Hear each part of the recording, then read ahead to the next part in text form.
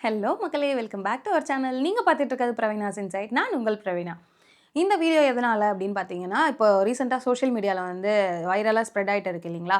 அதாவது வந்து நம்ம ஜிபேல உள்ள ஒரு சிம்பலை கிளிக் பண்ணோம் அப்படின்னா நம்மளுக்கு வந்து காசுலாம் காணா போயிடும் அப்படின்னு. ஆக்சுவலாக அது வந்து உண்மை கிடையாதுங்க. அது வந்து ஒரு கூகுள் பே வந்து நம்மளுக்கு கொடுத்துருக்க ஒரு ஃபீச்சர் அப்படின்னு தான் சொல்லணும். ஃபீச்சர் அப்படின்னா அது எதுக்காக கொடுத்துருக்காங்க அப்படின்னா, இப்போ வந்து நம்மளோட அப்பா அம்மா வந்து நம்மளுக்கு காசு தருவாங்க இல்லையா, பாக்கெட் மணி அப்படின்னு. அதே வந்து டிஜிட்டலைஸ் ஆக்கணும் அப்படிங்கிறதுக்காக டிஜிட்டல் பாக்கெட் மணி குடுத்துருக்காங்க. அவ்வளோதாங்க. அந்த ஒரு ஃபீச்சர தான் வந்துட்டு மக்கள் எல்லாரும் என்ன நெனச்சுட்டு இருக்காங்க அப்படின்னா, ஆக்சுவலா இது யாரு ட்ரெண்ட் ஆக்கி விட்டா அப்படிங்கிறது எனக்கு தெரியல. இது வந்து நம்ம வந்து காசு வந்து நம்ம அதில அந்த கிளிக் பண்ணோம் அது எப்படின்னா காசு போயிடும் அப்படிங்கிறத யார் வந்து சொன்னாங்க? அத வந்துட்டு எப்படி மக்கள் நம்புனாங்க அப்படிங்கிறது எனக்கு தெரியல.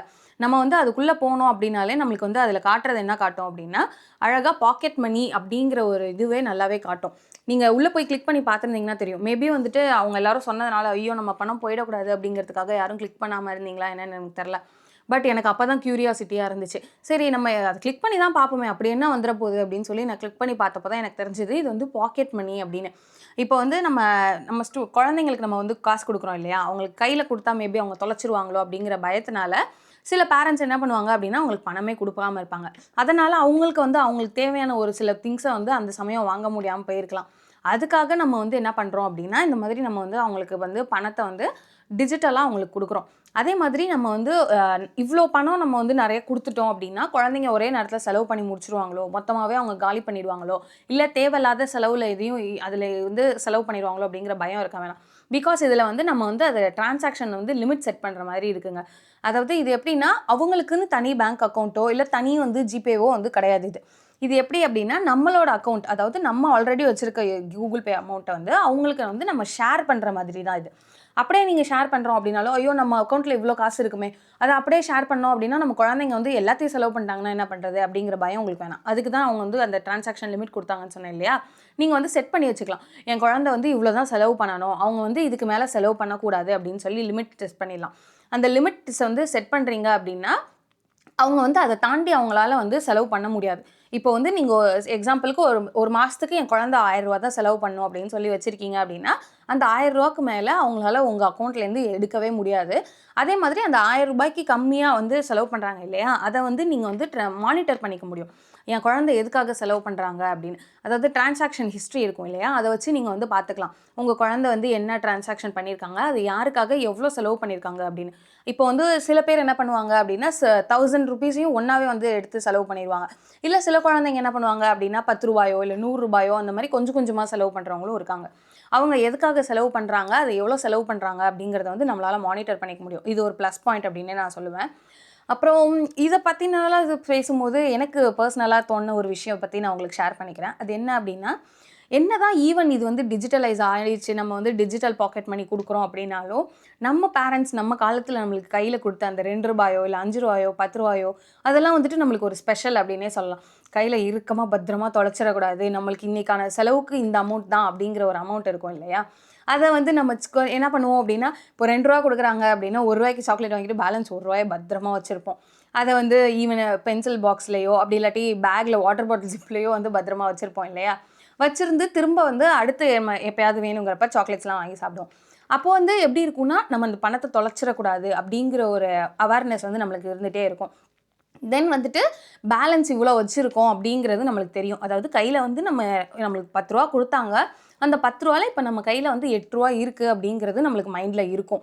இப்போ அடுத்து ஏதாவது வாங்க போறோம் அப்படின்னா, இது ரூ. 8க்குள்ள நம்ம என்னால வாங்க முடியும் அப்படிங்கிறத நம்ம செக் பண்ணுவோம்.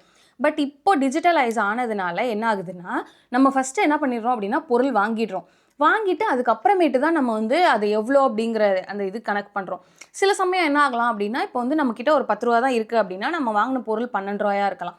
அப்படி இருக்கும்போது அந்த ரூ. 2 வந்து ஷார்டேஜ் ஆகும். அப்படி இருக்கும்போது நம்ம என்ன பண்ணுவோம்னா, நம்ம வந்து நம்மளுக்கு தேவையான பொருள வாங்குனதுலயோ, இல்ல என்ன பண்றதுன்னா, ஒண்ணு அத குடுத்துட்டு வர மாதிரி இருக்கும். இல்ல எனக்கு அது வேண்டாம் அப்படிங்கிற மாரி அவாய்ட் பண்ற மாரி இருக்கும். அப்படி இல்லாட்டி, நம்ம வந்து வேற யார்கிட்டயாவது கடன வாங்கி, இல்ல வந்து காசு வாங்கி நம்ம வந்து அதுக்கு பே பண்ற மாரி இருக்கும்.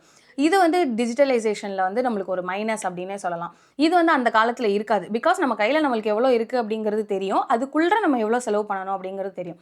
அதாவது மனி மேனேஜ்மென்ட் அப்படிங்கிறது வந்து ரொம்பவே அந்த காலத்துல வந்து ரொம்பவே ஈஸியா இருந்துச்சு அப்படிங்கிற மாரி சொல்லணும். டிஜிட்டலைஸ் ஆனதுனால அது வந்து ரொம்ப கம்மியாயிடுச்சோ, குழந்தைங்களுக்கு வந்து பணம் எப்படி யூஸ் பண்ணணும் அப்படிங்கிறது தெரியலையோ அப்படிங்கிறது எனக்கு தோணுச்சு. யாருக்கெல்லாம் அது தோணுச்சு அப்படிங்கிறத மறக்காம கமெண்ட் பண்ணுங்க. தென் இந்த டிரான்சாக்ஷன் லிமிட் பத்தி நம்ம இன்னொன்னு வந்து பேசணும் அப்படின்னா, அது வந்து இப்போ நெறைய குழந்தைங்களுக்கு நம்ம என்ன பண்றோம் அப்படின்னா, மொபைல கையில குடுத்து, "நீ விளையாண்டுட்டு இரு, நான் வேலை பார்க்கணும்." அப்படிங்கிறதுக்காக நம்மளோட நம்ம வந்து வேலை பார்க்கணுங்கிறதுக்காக அவங்கள்ட்ட வந்து மொபைல் குடுத்துர்றோம். இப்ப நெறைய குழந்தைங்க என்ன பண்ணுவாங்க அப்படின்னா, அவங்களோட இது வந்து மோஸ்ட்லி கேம்ஸ்லயோ இல்ல யூடியூப்ஸ்லயோ அந்த மாரி தான் இருக்கும். இப்போ கேம் விளையாடும்போது அவங்களுக்கு வந்து நெறைய சப்ஸ்கிரிப்ஷன் கேட்கும். அப்படி சப்ஸ்கிரிப்ஷன் கேட்கும்போது குழந்தைங்க என்ன பண்ணுவாங்க அப்படின்னா, அவங்களுக்கு அத பத்திலாம் தெரியாது இல்லையா? ஸோ என்ன பண்ணிருவாங்க, கேட்கும்போதெல்லாம் தெரிஞ்ச குழந்தைங்களா இருந்தா டக்கு டக்குன்னு பே பண்ணி அவங்க பாட்டுக்கு அடுத்த கேம் வந்து ப்ரொசீட் பண்ணணும் அப்படின்னு மாரி நெனைப்பாங்க. அப்படி வந்து கேம் அடிக்ஷன்னால நெறைய குழந்தைங்க வந்துட்டு என்ன பண்றாங்க அப்படின்னா, அவங்க பேரண்ட்ஸோட மணிய வந்து ஒரு லேக்ஸ் கணக்குல கூட வந்து ஸ்பெண்ட் பண்ணி நெறைய வேஸ்ட் ஆனதும் நம்ம வந்து நெறையவே கேள்விப்பட்டிருக்கோம். நான் வந்து இப்போ Google வந்து இந்த லிமிட் வந்து டிரான்சாக்ஷன் செட் பண்றது வந்து லிமிட் செட் பண்ணியிருந்தாங்க இல்லையா? அது வந்து ரொம்பவே ஒரு பெஸ்ட்டான ஃபீச்சர் அப்படின்னு நான் சொல்லுவேன். பிகாஸ் வந்து நம்ம இவ்வளோ தான் குடுத்துருக்கோம் அப்படிங்கும்போது, நம்மளுக்கு வந்து தெரிஞ்சிரும். ஓகே, என் குழந்தை வந்து இந்த கேம்க்காக இவ்வளோ ஸ்பெண்ட் பண்றாங்க அப்படிங்கிறது தெரிஞ்சிருச்சு அப்படின்னா, நம்ம என்ன பண்ணலாம்னா, அவங்களுக்கு வந்து எக்ஸ்ப்ளைன் பண்ணலாம்.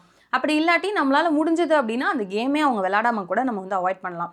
அப்படி இருக்கும்போது நம்மளுக்கு தெரிஞ்சிரும் இல்லையா? அதாவது இப்போ குழந்தைங்க வந்து எதனால இவ்வளோ வந்து செலவு பண்றாங்க? அதே மாரி நம்ம குழந்தைங்க எப்படி செலவு பண்றாங்க அப்படிங்கிறதையும் நம்ம வந்து கத்துக்க முடியும்.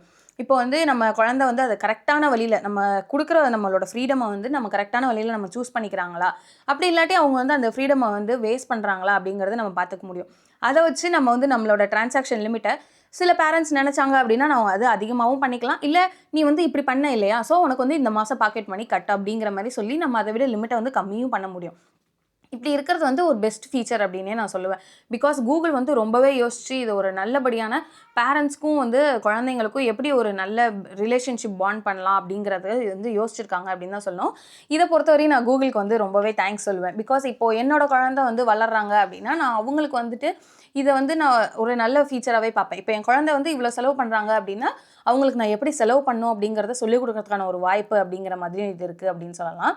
இதே மாதிரி இப்போ வந்து இத வந்து நெகட்டிவா வந்து ஸ்ப்ரெட் பண்ணி விட்டுருக்காங்க இல்லையா? நெறைய பேர். இப்ப வந்து சோஷியல் மீடியால. அவங்களுக்கு வந்து நான் தேங்க்ஸ் தான் சொல்லுவேன். பிகாஸ் வந்து இந்த ஃபீச்சர் வந்து நெறைய பேருக்கு தெரிஞ்சிருக்க வாய்ப்பில்ல. இப்போ வந்து இது ஸ்கேம் பண்றாங்க. ஜிபேவே வந்து இப்படி ஒரு ஸ்கேம் நடந்துட்டுருக்கு அப்படின்னு சொல்லி நெறைய பேர் வந்து ஸ்ப்ரெட் பண்ணதுனால தான், இப்போ நம்மளுக்கு இந்த ஃபீச்சர பத்தி தெரிஞ்சிருக்கு. நான் உங்களுக்கு எக்ஸ்ப்ளைன் பண்ற ஒரு சான்ஸ் வந்து கிடைச்சிருக்கு. இப்போ வந்து அவங்க யாருமே ஸ்ப்ரெட் பண்ணாம இருந்திருந்தாங்க அப்படின்னா, இந்த ஃபீச்சர் வந்து நெறைய பேருக்கு தெரியாமயே இருந்திருக்கலாம். அது வந்து ஒரு எப்படி சொல்றது? வெறும் ஒரு பொம்மை வந்து ஷெல்ஃப்ல இருக்கிற மாதிரி அது அப்படியே அது பாட்டுக்கு அமைதியா இருந்திருக்கும். அவங்க ஸ்ப்ரெட் பண்ணதுனால தான் நம்மளுக்கு வந்து இங்க வந்து இப்படி ஒரு விஷயம் நடக்குது அப்படிங்கிறது தெரிய வந்தது. அந்த விஷயத்த வந்து நான் எக்ஸ்ப்ளைன் பண்ணியிருக்கேன். இந்த வீடியோ எத்தன பேர் பார்ப்பீங்க அப்படிங்கிறது எனக்கு தெரியல. பட் வந்து நான் இது பார்க்குறவங்களுக்கும் வந்து ஒரு கிளாரிஃபிகேஷன் கிடைச்சிருக்கும் அப்படின்னு நம்புறேன். ஓகே, இந்த ஃபீச்சர் வந்து இதுக்காக தான் குடுத்துருக்காங்க. இது வந்து கெட்டது கிடையாது அப்படிங்கிறது. மேபி நீங்க யாருக்காவது ஷேர் பண்ணீங்க அப்படின்னா, அவங்களும் வந்து தெரிஞ்சுக்கிறதுக்கு வாய்ப்பு இருக்கு. அதாவது இது வந்து நல்ல ஒரு விஷயம் தான். அவங்க வந்து தப்பா ஸ்ப்ரெட் பண்ணுது. கெட்டதுலயும் ஒரு நல்லது அப்படிங்கிற மாரி தான் நம்ம சொல்லணும். இந்த ஃபீச்சர் ஒரு நல்ல ஃபீச்சர். அதே மாரி Google வந்து ரொம்பவே அப்ரிஷியேட் பண்ணணும் அப்படின்னு தான் நான் சொல்லுவேன். யாருக்கெல்லாம் Googleஓட இந்த ஃபீச்சர் ரொம்ப புடிச்சிருக்கு அப்படிங்கிறத மறக்காம கமெண்ட் செக்ஷன்ல மென்ஷன் பண்ணுங்க. தென் யாராவது வந்து ரொம்ப பயந்துட்டு இருக்காங்க. இந்த ஃபீச்சர பத்தி வந்து இது ரொம்ப தப்பு அப்படிங்கிற மாரி நெனைக்கிறாங்களோ, அவங்களுக்கு நீங்க வந்து இந்த வீடியோ ஷேர் பண்ணணும்னு நெனச்சீங்கன்னா கண்டிப்பா ஷேர் பண்ணலாம். தேங்க்ஸ் ஃபார் வாட்சிங். Keep supporting. பாய்.